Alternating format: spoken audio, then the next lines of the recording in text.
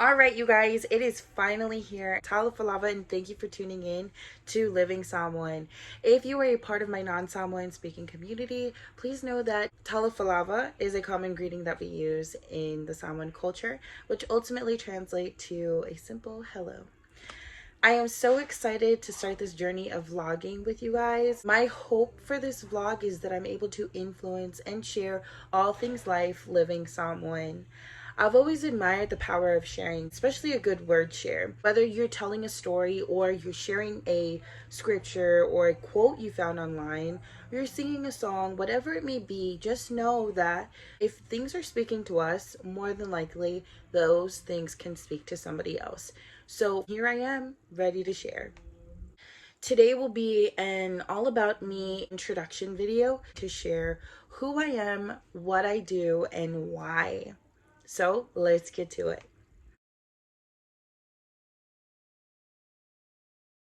My name is Luisa Petaya and I am 25 years old. I was born and raised in beautiful Southern California.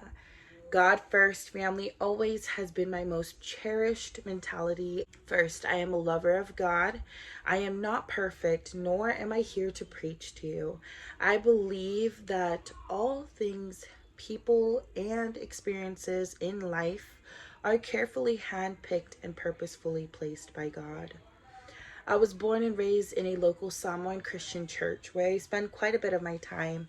I am one of the youth group leaders, a Sunday school teacher, a member of our choir, and I recently joined our bingo fundraising team. I was raised by the most amazing and admirable parents who instilled in us that God is the foundation of all things life. Moving along, in addition to my faith, is of course my family. I will always prioritize my family under God no matter what. I am the second child of Vanganga and Famango Petaya. This past May, I actually lost my dad to cancer. I would love somewhere down the line to do a vlog dedicated to my parents and tell you a lot more about them because they are truly the reason why I am who I am today. I have nieces, nephews, and lots of little cousins, so you can expect to see some fun kid stuff too. I just think it is such a fun way to bond and to make memories together, and the kids will remember that for the rest of their lives, and that is what I want for them, is to remember a great childhood. There is so much more I can share about my family with you, but I will leave it at that for now. I'm sure you'll see a lot of them in my upcoming vlogs. Moving right along. Living Samoan is a space I create based on my own life experiences. For me, most of my life haps are surrounded by family, church, and some random hobbies I like to do on the side. You might wonder why I chose the title Living Samoan. I am full Samoan and I am proud to be. Being Samoan is the core of it all. For me, my culture is the root of how my life came to be. Some things can be misunderstood about being Samoan or any culture, but there is so much to admire about being Samoan that is absolutely worth sharing. Again, I am sharing what goes on in my life, and by no means does this create nor will it intend to create a sole representation of the culture itself. Backstory: I love to watch vlogs on YouTube. I have grown to appreciate the idea of sharing your life experiences. It shows that you genuinely want to make a difference. I've came across a few vlogs that I admire much of their content, mainly because they were so relatable. This whole idea of creating a vlog did not happen overnight. I actually was talking about creating a vlog for almost 2 years now, and I want to share this with you because there are some things that you might experience in life that might take some time, or you've been talking about doing it. I constantly doubted myself over and over, and it wasn't until I invested in myself to take a business workshop or seek guidance from other women who have gone through it and shared their story and are living testaments of being able to do it, to just get out there and do it. I have to put a shout out there for my business coach, to Ungaleai, for getting me this far and for pushing me and for knowing that I could do it and believing in me and making sure that I believed in myself. So thank you. For me, this is an opportunity to speak, to share, and to create things that might change the lives of people who need it. You just never know. And I'm just willing to be here and share this and hope for the best.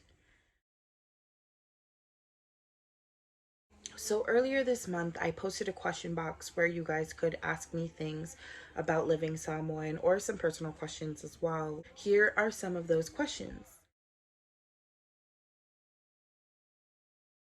I have been to Samoa. I've been to Samoa, I believe, 4 times.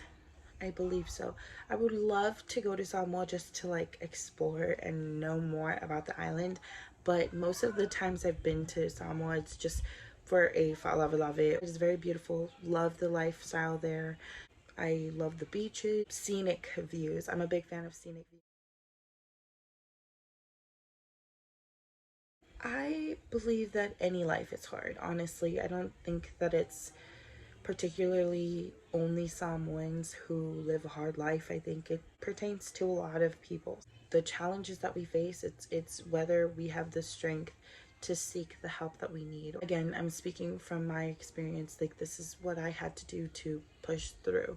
I mean, every day is a challenge, and every battle that comes to us is an obstacle, and it's up to us to find different ways to overcome it. So for me, I have an older brother who has been diagnosed with cerebral palsy since birth. So, if I'm honest with you, I don't believe that I've ever had an experience where I've had an overprotective brother, but I do have to admit that I am an overprotective big sister.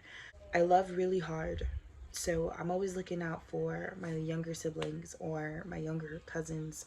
I mean, my family means the world to me.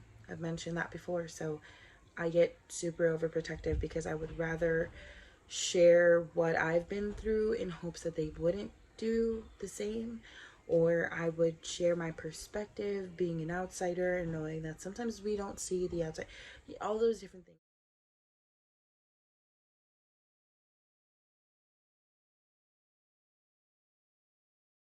I have been mistaken for a Hawaiian before. It does not bother me though. I've never thought anything bad about it. We all have similarities and we all have our differences, so I wasn't too bothered by it.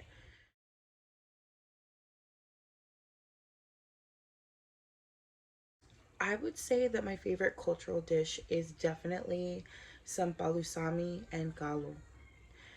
That's like a spinach that's boiled with coconut milk sauce inside. It's so good. Like, Google it and look and see what it is. But that is my favorite dish, with some galo on the side, which is taro, in case you don't know. It's unique, and I don't see a lot of like similar like cultural dishes like that in other cultures.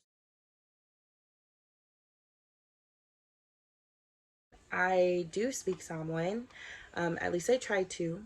We lived with our grandmother throughout our childhood, and she wasn't too big on the English speaking, so we were always like told to speak Samoan to grandma, and grandma was the home all day long. And while I'm talking about her, I just want to share that my grandmother was such a beautiful woman inside and out. I miss her so much. She was like another mom to me, and she's definitely a big part of who I am today. So, you guys, that is all I have time for today. If you've made it this far, I just want to say thank you for watching and tuning into Living Samoan. I also want to thank each and every one of you that have sent me your emails and have responded to the welcome email I sent out. It has been a beautiful experience reading those messages, and just feeling the positivity through your outlooks on life is truly, truly amazing. So thank you, thank you, thank you. Be sure to leave a comment of love below and share with a friend or family member. Subscribe to my channel for more of Living Samoan. I hope you've gotten to know me a bit more after watching this video. I look forward to hearing from you all. Until then, tofa soifua.